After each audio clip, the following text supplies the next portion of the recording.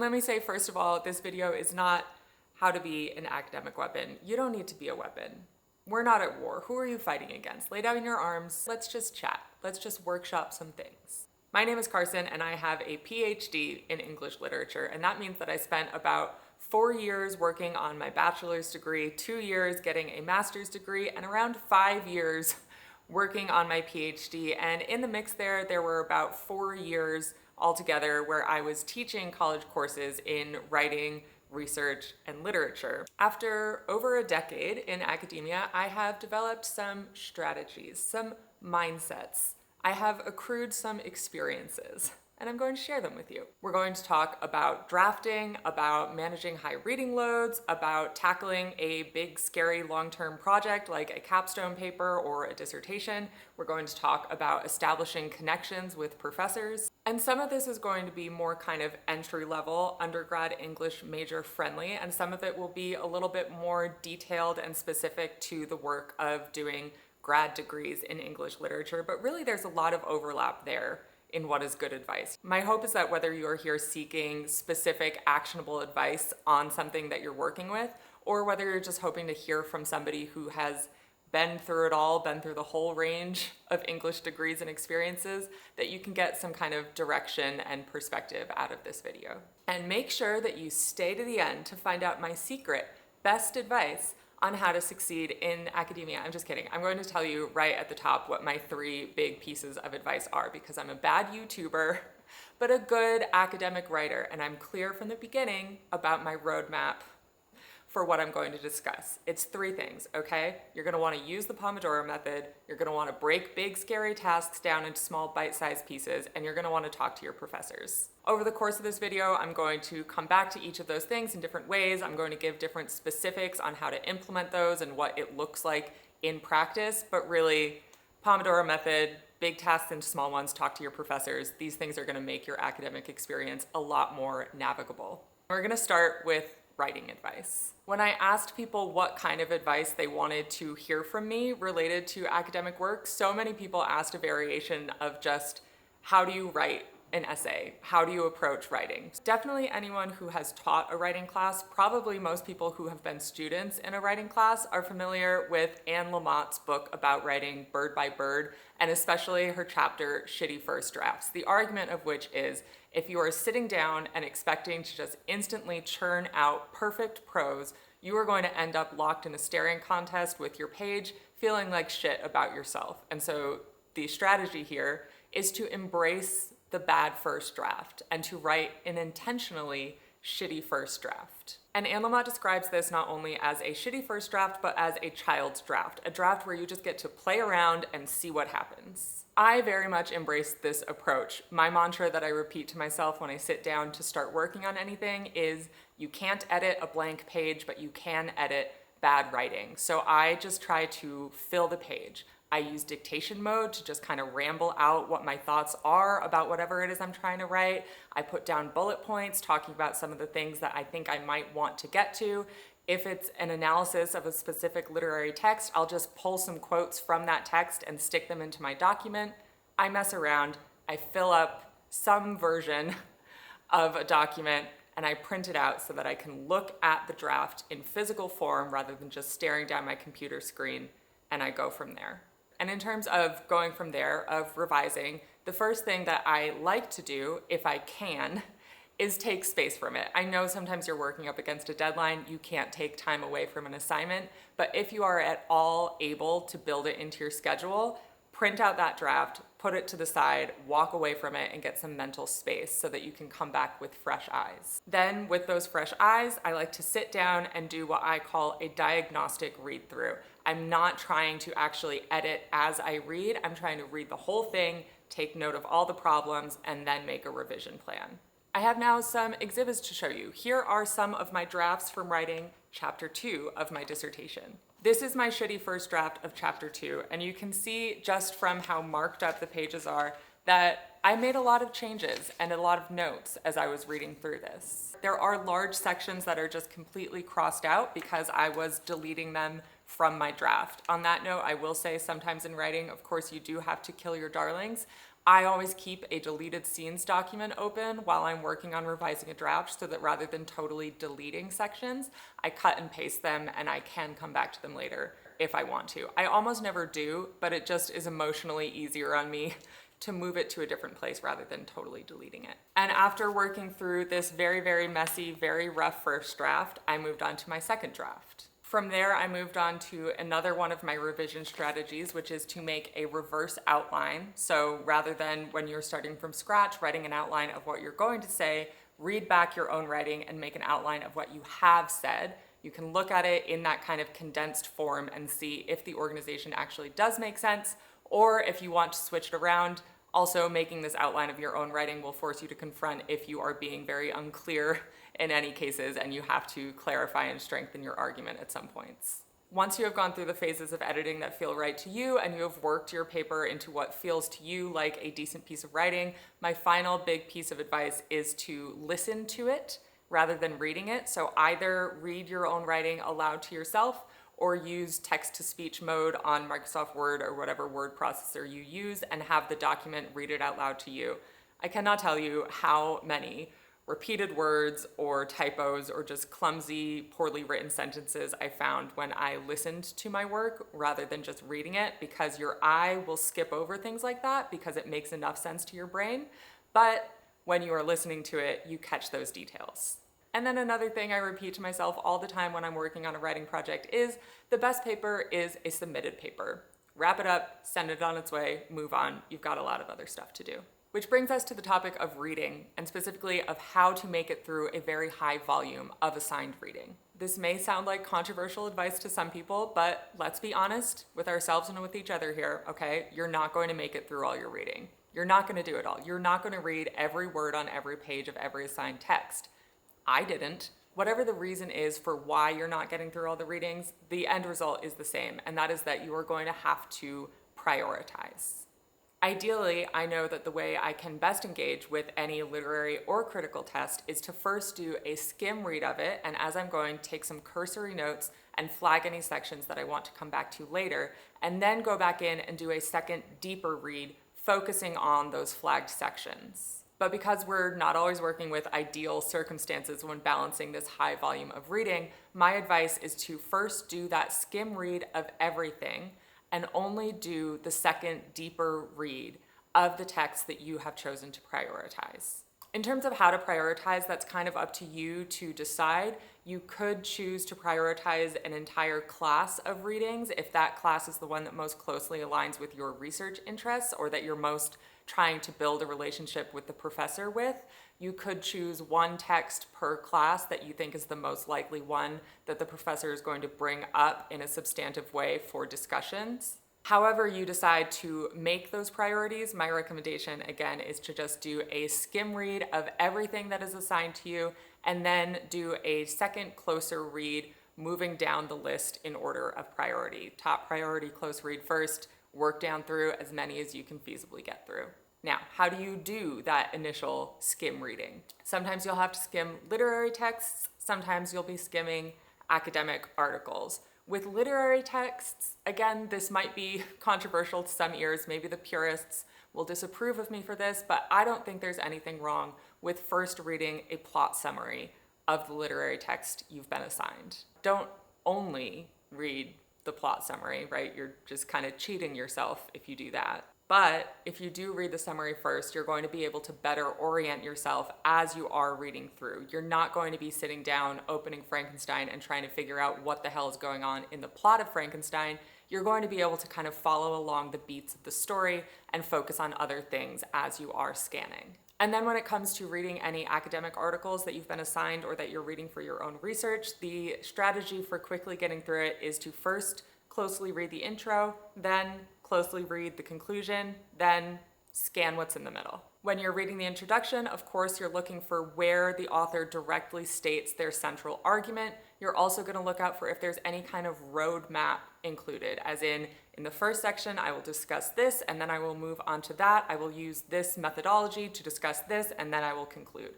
That roadmap is going to help you navigate things again. It's like reading a plot summary, but of an academic article. Then you're going to read the conclusion. Again, you're looking for those points where the author just really directly hits their main arguments so that you can get a sense of what the purpose of this text is. Then with those bookends in place, you're going to scan over the body of the text, and if you found anything in the roadmap or anything reiterated in the conclusion that seems really interesting to you or relevant, now you will know kind of where to find it in the text overall. You can concentrate more on that section, take your little notes, move on. This brings us to notes. As you are reading, whether it is a skim or a close read, how are you going to write up some notes in a way that helps you engage with the text and also gets you prepared for class discussions? Because we're academics here, but we're also realists. And I know that part of your motivation is not just to really get the most intellectually out of a reading experience, it's to get class participation points.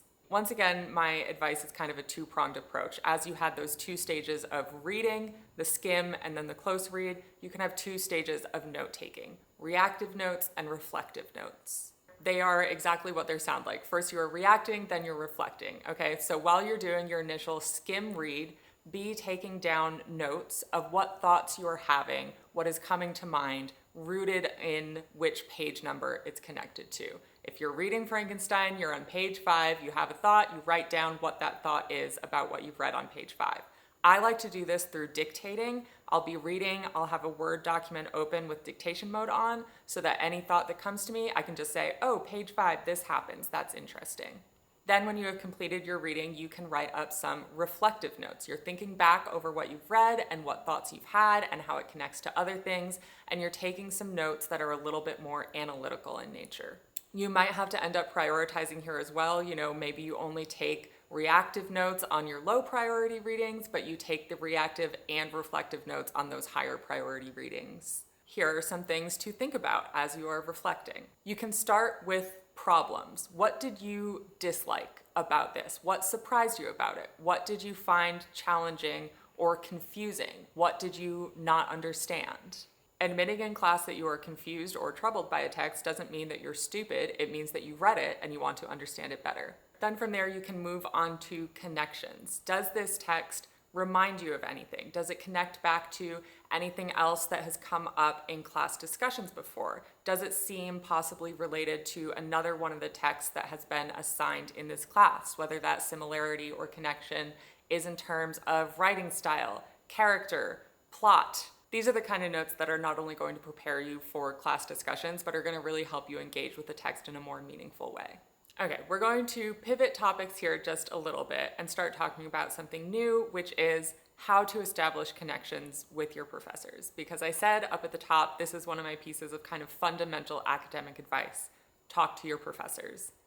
But how? Now, I know that you would have no way of knowing this about me because you only see me when I am sat here yapping at you for an hour straight about things, but I am a fairly introverted person, less so now than I was 13 years ago when I started undergrad, but still, because I am socially nervous and intimidated by authority figures, I sometimes am more comfortable trying to just figure stuff out on my own rather than asking for help or trying to build connections.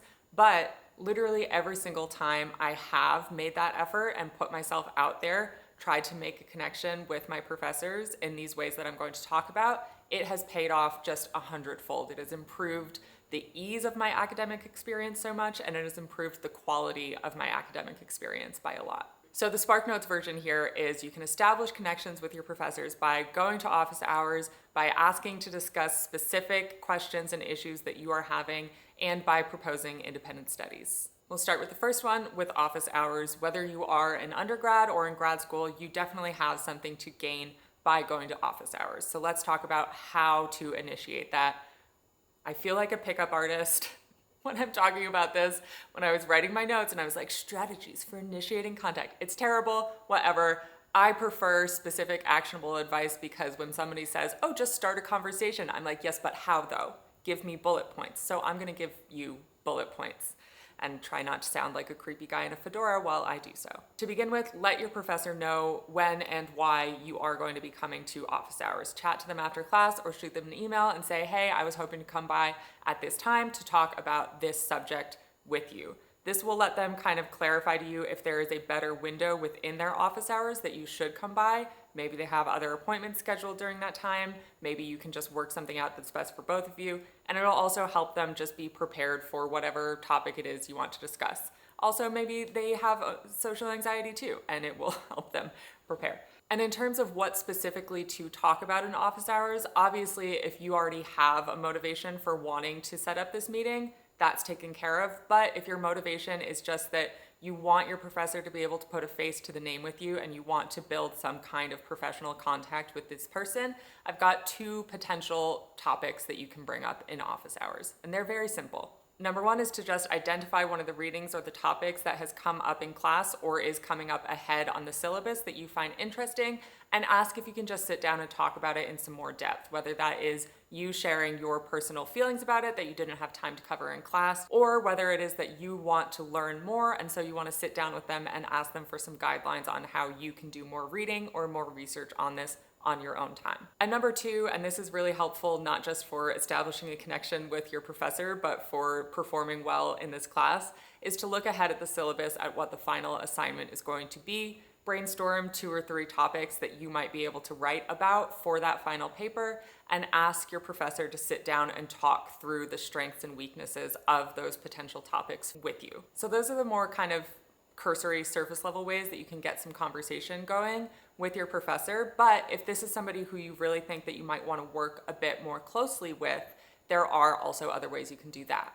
First of all, if you are curious about grad school or just about career options in your field generally, ask a professor who you have taken a course with to sit down and talk with you about that. I did this with 2 different professors in undergrad when I was considering whether or not I wanted to apply to grad school. In both cases, I let them know in advance what it was I was hoping to talk about, and then we just sat down and talked about their own grad school experiences, kind of pros and cons, weighing the decision of going to grad school, what else you could do if you don't go to grad school, any advice they had for me on applications. And both those professors did end up writing me letters of recommendation when I did apply to grad school, which wasn't until 2 or 3 years after I had graduated undergrad. And I think that honestly part of the reason they remembered me and could recommend me was because I had sat down with them and had this conversation early on.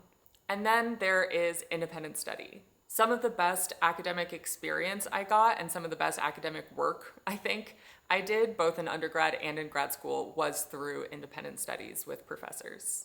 With this, you can either start with the professor or start with the subject. Either you have a professor who you know you really want to work more closely with, so you propose an independent study that is suited to their research specialties, or you have a topic that you really want to engage with more, and so you find the professor who is best suited to do that with you. When I was an undergrad, my program didn't really offer any courses that were dedicated to critical theory, and I knew that this was something that I wanted to study. So I approached one of my professors. I asked if he would help me design a curriculum that would cover some of the fundamentals of literary criticism, and that's what we did. And then in grad school, I did 3 different independent studies. 2 of them were with professors who I had already taken seminars with, and I knew I wanted to work with them more. So I proposed independent studies that were related to their research specialties, kind of the overlap of their specialties and my interests. And then for my 3rd one, I started with the subject and then I found the professor. I knew that I wanted to go more in depth with some research into food studies. There were no courses on the curriculum that would match that. So I went on my department website and I scoured all the faculty bios until I found a professor who had some publications and some stated research interests that were related to food studies. I had never met her. I sent her an email. I was very scared to do so, but I sent her an email explaining kind of my envisioned scope of an independent study on this, asked if she would meet with me to possibly talk it over, if she had time to take on something like that. I figured the worst case, she says no. She didn't say no. We sat down, we talked, we designed a curriculum, I did an independent study. She and also the other 2 professors ended up being 3 out of the 4 members on my examining committee for my exams and my dissertation defense. In all these cases, even though it was kind of socially scary for me to initiate this and to ask these professors for their time and their work in this way, in every case, it ended up really not only making a difference for my education and the decisions I was able to make, but it had practical benefits as well. These professors wrote my recommendations. They served on my examining committees. And speaking of big scary things, let's talk about the work of managing a long-term project like a dissertation. I'm going to start with one piece of advice that I got when I was starting my PhD program that I really appreciated, and I sometimes even followed. And this is advice specific to the PhD, but I do think that you can kind of extrapolate the core message of this, even if you're not yet at the PhD stage. And the advice is just to, very early on, way before necessary, set aside one day a month that you're going to dedicate to dissertation work.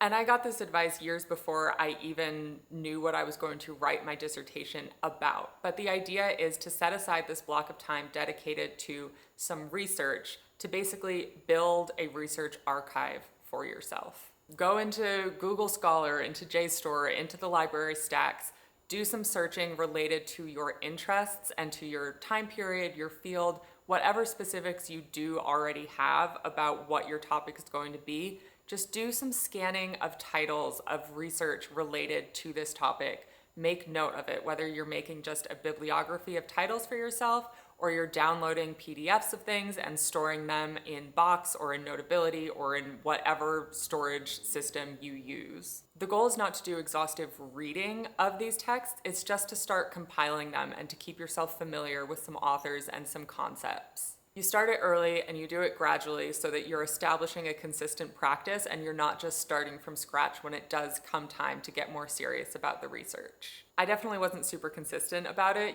I said do this one day out of the month every month. I was absolutely not doing it with that degree of regularity, but I was having this in mind and occasionally working on establishing my archive in this way, and I do really feel that it helped me when it came down for me to start compiling my reading list for my special fields exam and when it came time to work on the dissertation. And when it does come time to start tackling that big scary project, to start writing the undergraduate thesis, the master's thesis, the dissertation, the term paper, whatever your version of big scary project is, one of the other questions that people ask me all the time, especially when I said I was going to make this advice video, is how can you keep from feeling overwhelmed by the scale of the task? This is where my advice from earlier really comes into play of take the big thing and break it down into many smaller things. It sounds really simplistic. Honestly, it is pretty simplistic. It's kind of a mind game you're playing with yourself, but in my experience, it's a very effective mind game.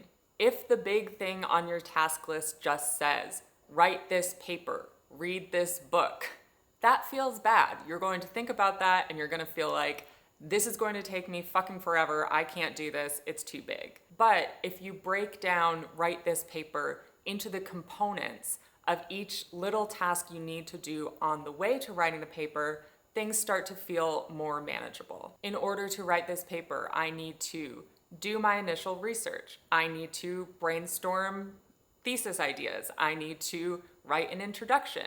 I need to write a section of analysis on this one literary text. I need to add a transition between this text and another text. It's the same kind of mind games you can use to get yourself to clean your house, right? If you're just saying to yourself, I need to clean my house, you're looking around at your house and your house is a mess and you're scared. But if you think, I need to put the dishes away. Well, I can take 10 minutes right now and put the dishes away. And then maybe I need to vacuum the living room. Well, that doesn't take that long. All I have to do is vacuum the living room. You break it down into little pieces and you can just get one at a time done. And then before you know it, you're on your way to getting the whole big scary thing done. Going once again into my physical dissertation records, again for chapter 2, I have a revision checklist here that I made for myself once. The big task was just revise chapter 2, but you can see I've broken it down into many, many little tasks that would help me get there. Edit roadmap section to be a more accurate description of this chapter as it currently stands. Expand section on Derrida in connection with play The Spanish Tragedy. Write strong concluding statement for the section on the Spanish tragedy. And often when I'm making this kind of checklist where I'm breaking the big thing down into many smaller things, I will even separate my checklist out into different sections depending on how long I predict it will take me to do that thing. So I'll have a 15-minute section, a 30-minute section, and an hour-long section. Nothing longer than 1 hour because I'm simply never sitting down to tackle a task that's longer than 1 hour in one sitting. And that way, when I am sitting down for my dedicated working time, I can decide how big of a task I feel able to take on in that moment. This leads me into talking about how to structure an independently driven workday. Kind of the simultaneous best thing and worst thing about an independent workday is that it's all up to you how you spend it. So that can either feel liberating or kind of overwhelming. I never had a strict routine, but I did have kind of a basic shape to my workday. I figured out that at least gave me some structure. For one thing, I tried to keep the same working hours for all of my working days based on what time of day my brain works best. So I set my workday as 10 to 6, and for the most part, I stuck to that. And I really did try to clock in at 10 and clock out at 6. I like to ease my brain into the workday, so when I clocked in at 10, I liked to sit down with some reading or some notes to review that I could kind of use to get my head in the space of whatever subject I was going to be working with on that day. And then I would make a checklist for the day because I love checklists. So I would just make a list of objectives and, if necessary, break them down into their smaller parts, have my little list of what things I wanted to do during that 10 to 6 workday, and then I would put them just into my Google Calendar so that I could get a general sense of how long I wanted to take to work through everything. And then it was just a matter of working my way through that checklist using the Pomodoro method. And if I made it to the end of my entire checklist and got through all my objectives for the day, I would give myself a gold star. And sometimes I would set a stretch goal for myself of, if I get everything done early, if things are going really well, I can do this that will help me out more in the long run. And then I would get a slightly bigger gold star. Checklists and gold star stickers, I treated myself like an elementary school student, and it worked for me. And then for the most part, when 6 o'clock came around, I would clock out unless I was on a deadline and I really needed to push through, or less frequently if I was feeling very motivated and like I was doing really good work and I wanted to carry through on my momentum a little bit. The workday was over and I was done. And if there was anything on my list that didn't get done that day, that's just going on tomorrow's list. So we've been through all the practical advice, all the implementable strategies I have about writing and revising and reading and office hours and things like that. And now what's left is possibly the most daunting part of it all, which is the emotional advice. Let's just jump right in with the big one, which is burnout. What do you do about it? Best case scenario is to be preventative about it, to do your best from early on to get out ahead of it and not get burnt out in the first place. My advice for dealing with stress: don't be stressed. Feeling burned out? Stop. Academic work is a marathon and not a sprint, and so you want to pace yourself and make sure that you are taking stock of what is happening while you are working, so that if any issues arise, you can address them as they're happening and not wait until it all piles up to a catastrophic degree. But once the burnout does hit, for whatever reason, maybe you didn't notice that you were starting to show those signs of wear and tear before they got to the catastrophic level. Maybe you just felt like you absolutely could not take breaks and had to keep pushing through for some reason. Whatever the reason is, you get to the point where you're burnt out, you're absolutely depleted, empty. The idea of sitting down at your computer gives you a panic attack. You have no motivation, you have no mental faculties left, and your emotional state is poor. What do you do? Here's a list of everything that made me cry before noon today as I was working on revisions for my doctoral dissertation. I never pushed my dissertation defense date back by a semester, and then back by another semester, and then back by another semester. Anyway, when the burnout does hit, this is again where, as with juggling a high reading load, you might have to rank the importance of things, figure out which things actually need to get done, and as part of that, figure out what the consequences are for not doing something or doing it badly. Because when you are completely run ragged and you're overwhelmed, it's easy to start thinking, I feel like I can't do this thing, and when I don't do this thing, terrible things are going to happen.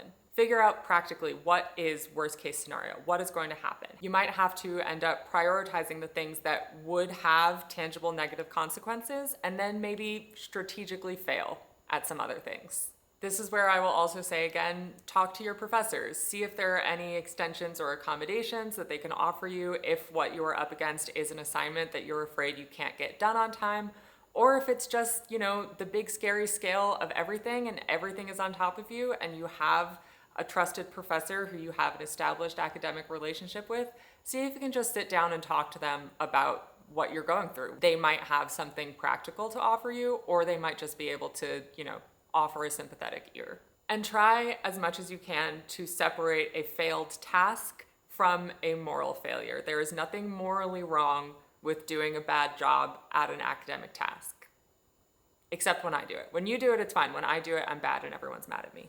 A question that's kind of connected to this that a fair amount of people have raised to me is, how can I actually enjoy my breaks without feeling guilty about taking the breaks? My advice there is to remind yourself that taking the break actually is productive. Like I said, the best way to address burnout is to not get burned out in the first place, as in, be preventative. You don't have to feel guilty about taking the break because it is actually good strategy to be taking breaks. It's going to make your work stronger. It's going to make you be able to work more sustainably and more sustainably. I also am a believer that you just deserve breaks. Like, you don't need to feel guilty about taking a break from your academic work because you are a full person and not just a student, not just an academic, and you're entitled to joy and relaxation and rest. But if you're stuck in a mental loop where you can't talk yourself into feeling that way, as sometimes happens, maybe you agree with me intellectually, but you can't register that reality emotionally, just remind yourself that it genuinely is more productive to take breaks. I also get a lot of people asking me how to deal with imposter syndrome. And the answer to that is, I don't know. You tell me. I don't know. So that's it. That's all my wisdom. I am just one person. This is what has worked for me. These are my strategies, my experiences tailored to who I am as a person and what is effective for my life and my needs. I'm really hopeful that other people will weigh in the comments with their own strategies and their own words of advice for whatever stage of academia they are at. Let's crowdsource this. And for the record, I didn't always follow this advice. I didn't always do things in the best, most sustainable, most practical way. I figured out these strategies through trial and through a lot of error. I worked to the point of burnout. I agonized over round after round of editing my drafts to the point that I was submitting it right at the very last minute because I was just obsessing over whether my phrasing was exactly right. I, in undergrad, used to stay up until 3 o'clock in the morning drinking double big gulps of Diet Coke out of a Twizzler straw and then do my hair and makeup to get ready for class, take a nap sitting up in my bed for a few hours so I wouldn't ruin my hair and makeup, and then just slide out of bed and slither over to the cafe and get a double shot espresso and sit down for class like a zombie. I fell asleep in class sometimes because I had had an early shift or a late shift and I was too tired to pay attention during my American poetry class because I didn't really care about American poetry. And I still have a PhD. So you can make mistakes and it'll be fine. Live your life, get your degree, do your best.